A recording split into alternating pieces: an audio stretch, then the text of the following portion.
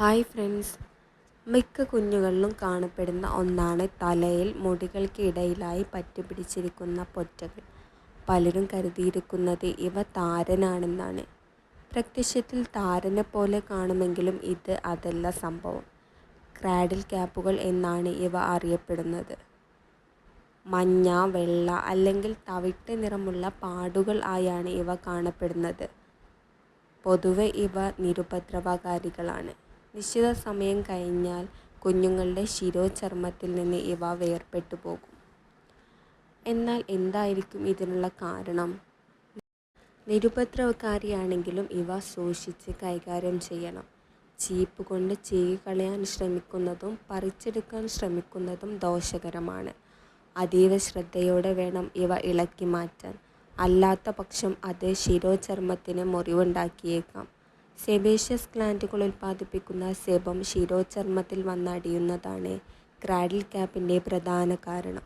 മലസീസിയ എന്ന ഒരു തരം ഈസ്റ്റും ഇതോടൊപ്പം പ്രവർത്തിക്കുമ്പോഴാണ് ചില കുഞ്ഞുങ്ങളിൽ ഇത്തരം പൊറ്റകൾ കൂടുതലായി കാണപ്പെടുന്നത്.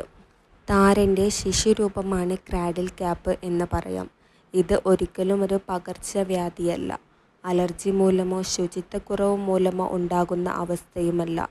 ചില കുട്ടികൾക്ക് തലയിൽ മാത്രമല്ല മുഖം, പുരികം, കഴുത്ത്, ചെവിക്ക് പിന്നിൽ, തുടകൾക്ക് പിന്നിൽ എന്നിവിടങ്ങളിലും കാണപ്പെടുന്നു.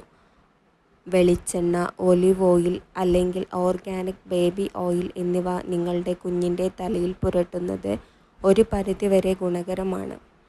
ഈ എണ്ണ ആഗിരണം ചെയ്യപ്പെടുന്നതിനായി തലയിൽ മെല്ലെ തേച്ച് പിടിപ്പിക്കുക. ശേഷം വീര്യം കുറഞ്ഞ ഓർഗാനിക് ഷാംപൂ ഉപയോഗിച്ച് കുഞ്ഞിൻ്റെ തലയോട് മൃദുവായി കഴുകുക. തുടർന്ന് ബേബി എയർ ബ്രഷുകൾ കൊണ്ട് മൃദുവായി ചീകുക. ഇത്തരത്തിൽ കുഞ്ഞിൻ്റെ ചർമ്മത്തിന് അപായം ഏൽക്കാത്ത രീതിയിൽ ക്രാഡിൽ ക്യാപ്പുകൾ നീക്കം ചെയ്യാവുന്നതാണ്. എന്നാൽ ചില സമയങ്ങളിൽ ക്രാഡിൽ ക്യാപ്പ് ശ്രദ്ധിക്കേണ്ടത് അത്യാവശ്യമാണ്. അത് ഏതൊക്കെ എന്ന് നോക്കാം. മുഖം, പുരികങ്ങൾ അല്ലെങ്കിൽ ചെവിക്ക് പിന്നിലേക്ക് ക്രാഡിൽ ക്യാപ്പുകൾ പടരുന്നതായി കണ്ടാൽ അല്ലെങ്കിൽ രക്തം കിനിഞ്ഞിറങ്ങുന്നതായി കണ്ടാൽ ഇത്തരം സാഹചര്യങ്ങളിൽ ഉടൻ വൈദ്യസഹായം തേടേണ്ടതാണ്. അപ്പോൾ ഇന്നത്തെ വീഡിയോയിൽ ക്രാഡിൽ ക്യാപ്പ് എന്താണെന്നും എങ്ങനെയൊക്കെ അതിനെ ഇല്ലാതാക്കാം എന്നൊക്കെയുമാണ് നമ്മൾ ഡിസ്കസ് ചെയ്തത്. ഈ വീഡിയോ നിങ്ങളുടെ ഫ്രണ്ട്സിനൊക്കെ ഷെയർ ചെയ്ത് സപ്പോർട്ട് ചെയ്യുക.